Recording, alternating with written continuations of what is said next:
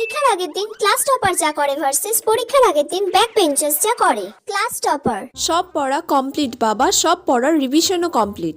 এবার শুধু পরপর আমাকে ইম্পর্টেন্ট কোয়েশ্চেনগুলো চোখ বোলাতে হবে আর শর্ট কোয়েশ্চেনগুলো সব ভালো করে রিভিশন দিতে হবে, ব্যাস তাহলেই কমপ্লিট। এবারে তো আমাকে ক্লাস টপার হওয়া থেকে কেউ আটকাতে পারবে না, আমার পজিশন আমাকে ধরে রাখতেই হবে যতই হোক। ক্লাস টপার বলে কথা, ওই সুমি আমাকে চ্যালেঞ্জ করেছে যে আমাকে নাকি এবারে টপকে দেবে, দেখবো আমিও ও আমাকে কেমন টপকাতে পারে।